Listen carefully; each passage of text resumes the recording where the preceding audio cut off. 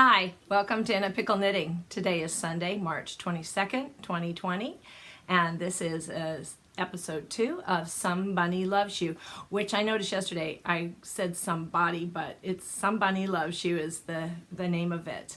This is going to have a very short craft and not how to do the craft, just showing you a craft that I did bunny related and reviewing a book or giving you a suggestion for a book. So let's start with the book. Yesterday, the story was The Miraculous Journey of Edward Tulane by Kate D. Camillo. And I did say it was not my top favorite book, and I probably should have gone on and said what is my top favorite read aloud, which is also a book by Kate D. Camillo, and that is The Tale of Despereaux. I love reading that book to children. There's so many opportunities for different voices, which makes it a lot of fun. It's a wonderful story, and nothing like the movie. So that is my number one favorite book to read aloud to children. So yesterday when I talked about The Miraculous Journey of Edward Tulane, I said that you would get a feel from the Velveteen Rabbit. So I thought that would be my next book. This is the first copy that I ever read of the Velveteen Rabbit. It was a gift to me from one of my sorority sisters back in college, and she inscribed it, and you can even see that $3.95. So that tells you how long ago.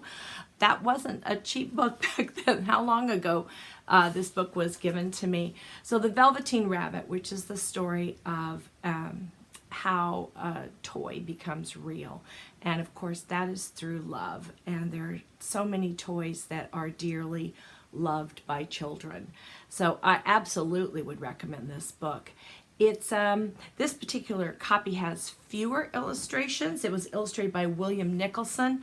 I have another copy illustrated by Michael Haig that has a little bit more vibrant and detailed illustrations. There are many different versions of this story with, well, the same version of the story, but the different illustrations in it. Wonderful story. If you haven't read it, it's something I definitely would recommend reading to a child of 4 or 5 or older.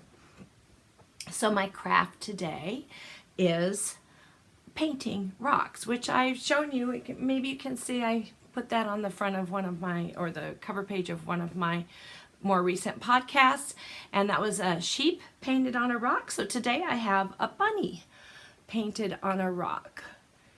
And what I'm going to touch the screen there to see if it'll focus a little bit better. I can't really hold it very still, I guess that's why.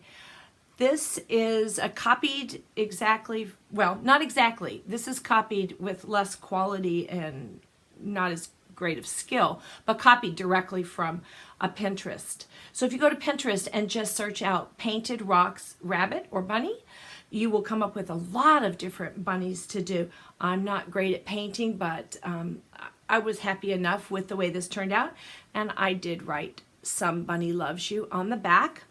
This year I am surprising a former coworker by delivering rocks to her box sporadically and holiday related. I was unable to deliver this one from last Tuesday for St. Patrick's Day because of course our schools are closed, so I could not deliver that one to her. And when I was going to deliver my Valentine's rock, I couldn't find it. I put it in the car to deliver and I couldn't find it, and later I found it, so I still have to deliver this one to her. This was for Valentine's Day. So she had no idea who it was until the last rock that I delivered. And as I was leaving, I went at a different time than I usually do. As I was leaving, she was coming back from taking her students to lunch, and she saw me, and we just, I just made an excuse as to why I was there. Thought she fell for it, but the rock was already in her box. So then she put 2 and 2 together and sent me a text later and said, "Oh, it's you. I've been, wondering who it was," and she'd been questioning everyone in the building. But her students have enjoyed seeing them because she's made a little display of them in her classroom.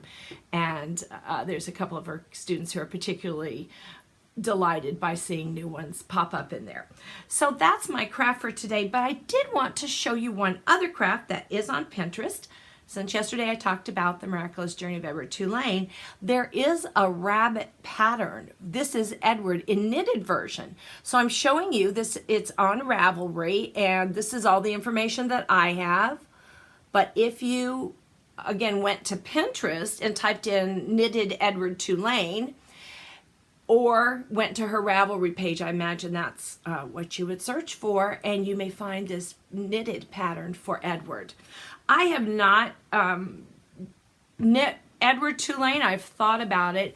He is a China doll in the story, and I really wanted a China rabbit and then make the clothes for it, but I have yet to find one. There used to be one that was circulating amongst public libraries. It was a great big one. And I never got a chance to see it, but that was in the news. So if you just Google Edward Tulane China rabbit, maybe you'd get to see some of the pictures. He was fabulous.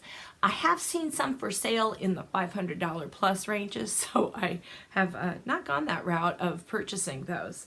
So somebody loves you. That's all I have for today, and I hope you'll join me again the next time. Bye-bye.